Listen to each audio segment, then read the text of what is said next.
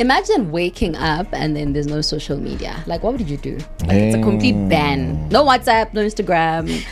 No Some Twitter, of us were good. no Facebook. We'll be good, Some of us will be good. We know exactly what to do. You burning down Joburg. Listen, some of us we've lived where there was no Facebook, there was no. We're good, bro. Okay, in fact, we live without cell phones. I also lived in that area a bit, but now the reason I'm bringing this up, guys, is because something happened. So protesters. Is it Nepal? Is that how you say it, right? Nepal. Yeah. Perfect. I wanted to make sure my pronunciation is correct. So protesters actually set fire to the prime ministers and other political leaders' homes during mass unrest that's sparked by a social media shutdown. So I'm going to give more context. So what happened is that now the people of Nepal are very upset at how lavishly the prime minister's kids and the political children are living. So they'll be posting LVs and Dior and Chanel and just living it up. And there's just major inequality in the area or in the country. Major inequality. Like, it's really horrible. So now, with that being said, and obviously now there was an uproar regarding that, so they banned social media. So they banned the one thing that's practically like an escape for Gen Z. Like, you're banning TikTok when TikTok is a nice escape for me to just forget a bit about my problems, the unemployment, the challenges of life. So guys, I don't know if you've seen the videos, but it's horrible. Wait, so the protests are insane. So the government banned the social media. Yes, Facebook's X, YouTube, because everything. it was exposing them to say the inequalities. Yes, the inequalities, because you know how social media is. News travels so quickly. I can easily say that, listen, you out here with a Dior and an LV, but we don't have electricity in our town. You can easily just honestly, I don't want to say online protest, but you can easily literally Nepal just is where, by the way? It's in the North Asia. It's in Asia. Is it in Asia, Nan? It's in Asia. Mount Everest is in Nepal. My question is, who was sitting on that boardroom to say ban the social media? Why couldn't you just ban the social media accounts of your children? No, I think also it's not only in the parliament itself. It's also within the general community, because remember, other people on the outside want to show the rest of the world what's going on in Nepal. So by blocking social media, that means no one in the rest. They don't want the rest of the world to we don't get to see what's going on there. We don't get to see the inequalities. We don't get to see the poverty stricken. All we get to see people climbing up Mount Everest. The propaganda they want. That's all. Yes, definitely propaganda. So the unrest turned violent, with at least 19 people killed, buildings torched, and mass outrage that is erupting everywhere.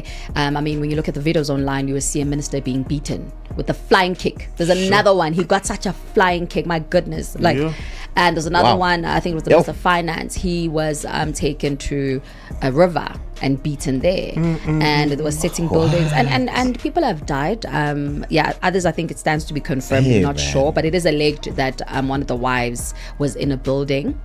Well, not wives, but a wife of a prime minister or a minister was in a building, and they set the building alight, and she succumbed to the injuries. You know what the funny thing is, guys? I mean, obviously we had all this granted with regards to what's happening to everyone in Parliament, but also you need to consider the citizens' narrative, where they're coming in from. And I like to bring this back home. Of course, out in Coronation in the CBD of Joburg, there's a big protest that's currently going on now with the water shortages, and we're just speaking about right now about hydroelectrical empowerment and whatnot. But people in Coronation in South Africa haven't had water for 8 years. You see, I heard that 8 years right? now. There's a big protest going on right now, rubber bullets and all that's happening right now. I'm thinking to myself, why are we always worried about the minority, where the majority are the ones that are suffering the most? And the majority pretty much contributes to the likelihood, so to the development of an economy. And if you look at Nepal, for instance, people wouldn't have an opportunity to go climb Mount Everest if the majority were the ones keeping the country safe, keeping the country clean, making the country tourist friendly. But now you're ignoring the majority and you're focusing on the minority who have the larger portion of the money. But now, what's going to happen to the rest of your economy? What's going to happen to the rest of your citizens? Are you ignoring? Are they not that important to you? I mean, who voted you into Parliament? Was there even a voting system? Was it even a democratic system out in Nepal for this to happen? Because this is pretty much a coup d'etat. It's like a treason of some sort. You're trying to overthrow the government because the government's not providing services that they say they'll provide. No, but exactly. That's pretty much what it is. Yeah, but here they also banned the social media. Here they can't ban social media and stuff. Too much freedom. Yeah, Too much speech. Like, how are you even gonna propose? No, in fact, it's just unheard. It's just even unthinkable to even do that one there, man. But it's crazy, eh? It's madness. But why does it gotta be the Gen Zs though? Like, We love social media. I was about to say that they literally took away the one drug, inverted commas, that is practically a proper escapism. Basically, they shut down YouTube, they shut down exactly Facebook, they shut down TikTok. I think the whole metaverse was shut down, actually. They shut down the whole metaverse. You literally can't do anything. You can't do anything. You're stuck. You're in the midst of all that's happening there, and the rest of the world can't even interfere. You see, that's terrible. Yeah, but then also the other funny thing is Nepal's only. I don't want to say only, but it's known for Mount Everest. Nobody ever really pays attention in what's going on in Nepal. So now that this is happening, it's like, okay, just another war in another country. We'll just move on. If you look at Indonesia as well, there's also an uproar going on there about the same situation where the majority are being ignored by the government, and once again people are living lavishly, LV bags, and like just luxury bags or luxury lifestyle to the minority and ignoring the whole majority. So I think realistically it's becoming a worldwide issue where the majorities are tending to be ignored, and a lot of the money is shifting to it's being rotated, maybe not shifting, but being rotated or circulated within those that have the minority power. Sure. It's a big concern, but sure.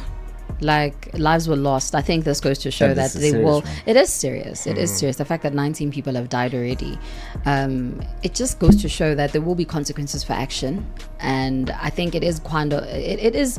I must applaud the Gen Z for not just fighting online and taking it to the streets. I don't advocate the violence for sure, but we can't just always be just tweeting and posting. At some point, I think it's good to just take it out there.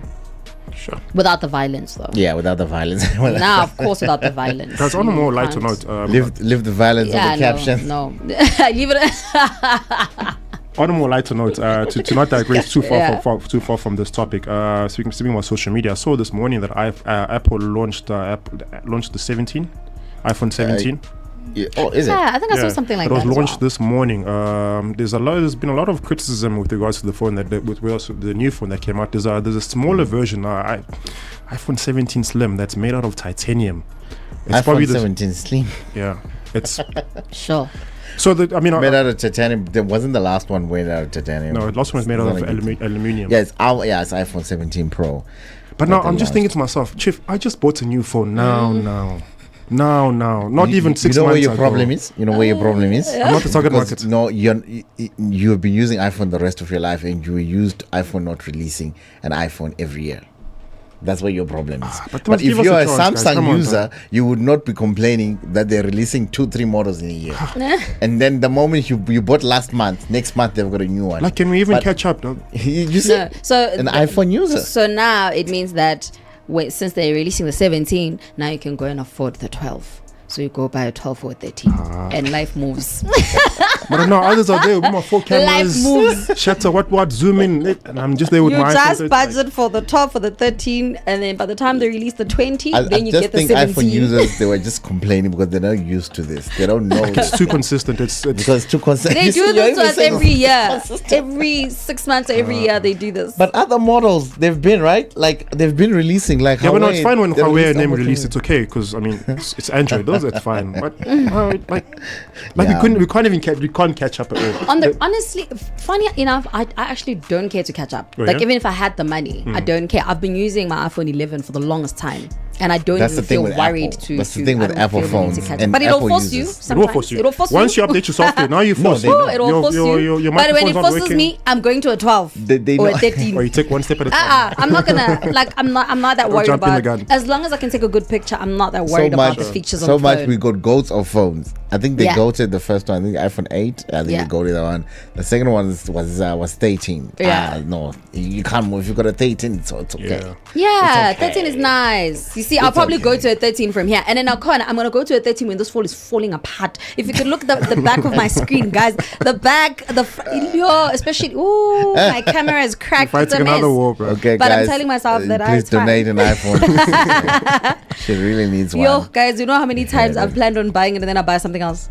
Yeah. It's always that's like life. that. But I think with this new launch, obviously it'll come with societal pressure. Of course, that's something. Yeah, it's just societal pressure. That's true. It's, obviously, a lot of influencers will be crying, running over to iStore just to have this, just so you can be relevant. You can relevant. Are there queues now? I don't think they're queuing. They're always queues. The Apple Store's always full. Wow. Always packed. Some people are just there roaming. Always packed. Why is this place so full? There's no food here. There's not. What's going on? Like, what are we all gathering here for? Like, I think, guys, I'm very traumatized when it comes to cell phones in South Africa, and I'll tell you why. I've been mugged 4 times. Sure. In my hood. I would understand. So that made me so that made me feel that, listen, I actually don't need to spend 40-50k, and I've insured my phone twice, and I've had it replaced twice by the insurance. But it just made me feel like clearly there's something wrong with me. Clearly I need to pay more, because the way I get 2-fingered twice, mugged twice, so so it's been bad for me. You definitely know it's not for you. That's why I don't care. And then there's some people like us. I've never lost a phone. You've never lost a phone. I've never had insurance. I've never been stolen from me. You're so fortunate. I don't know. You're so fortunate. I don't know. You're so fortunate. Like, I need that energy on my side. Lives in a woodhouse. Like, no, I think I learned it when I was still in high school. Yeah. Still school. I was at a boarding school. Cool. So phones used to get stolen. Okay. And even if you put it under your pillow, you sleep. They still. You find it the next morning. It's not there. Oh my God. So you would literally hold. You sleep with it like this. Your cell phone is number one. So I think it just became from there. So I don't think you can pickpocket my phone, because I'm very aware of where it is. Right. Very aware. I don't know, man. No, that's why I could never spend 50k on a phone. I could never. And my children are also in trouble. I don't think I'd ever want to spend that amount of money. I'd make them. I'll tell them that you don't need this thing for 50k. Like, I'll buy you a 5,000 rand phone. We'll make it work. Wow. But like you said, I think it possibly has its own target market, and the target markets are definitely running over to the stores and trying to get the pre-orders done. I think the only advancement they've done now is they've added a 48. There's iPhone Air now. Yeah. Yeah. So I think they've launched 4 different ones, 4 different iPhone 17s. There's an entry, obviously there's the mini, there's a pro, there's a max, and then there's the slim one. The titanium one, which has been quoted as the most useless iPhone to ever be created, literally has no battery life, they only have one camera. So on the actual iPhone itself, they've got a 48 megapixel camera, which at this point is like having a Canon camera, like having a professional camera on its own. Okay, so for photographers, for anyone in the creative world, it's definitely a gadget to have. I think it's now a gadget to have in terms of the whole game has shifted from like hardware. I think it's just software now. Yeah, that they're trying to put inside. Apple as a company as well. I mean, it is losing in a lot of fronts, like the iPhones. Like definitely the phones is losing. The software AI is also losing because it doesn't have an AI. The other companies are way mountains ahead of it. So obviously there was a question, of course iPhone has been taken over by Tim Cook, and there's a question to ask, is did Tim cook or is he cooked? But it is also a company as a CEO, it's also winning in other fronts. Yeah, for sure. Like laptops. Yeah. Because they've got their own chip now. Like no other companies have their own chip, They actually say, you know what, Intel will see you. But they hate it so much. Did you know that all the Mac laptops, they were using Intel processors? Yeah, but all these guys source software and hardware from each other. At some way, there's a connection. But one thing I most appreciate about Apple is the form of just being exclusive as a brand, and being when you're exclusive, you have an exclusive customer base. So I like to bring this back, obviously, to us as a clothing brand. Of course, we've been in existence for so long that our customers have almost become inclined to understand. Okay, irregardless of what this brand releases, I'm always going to support them. I'm always going to buy. Whether it's a 50,000 rand t-shirt, I'm going to buy it because I'm a loyal customer to this brand. And I think that's the one thing that Apple has done well, and that's one thing we as Bogart also have followed quite suitably. I have to say, listen, irregardless of what the narrative is in a normal economy, we need to be consistent with our customer base. We need to be consistent in delivering what our customers expect from us as a clothing brand. And I think that's one chip on the shoulder we can get from Apple. And I think that's one thing that we've done really well as a brand. I'm not suggesting we must release a 50,000 rand t-shirt just yet, but but it's coming. It's coming. I know it's coming. Someone's cooking.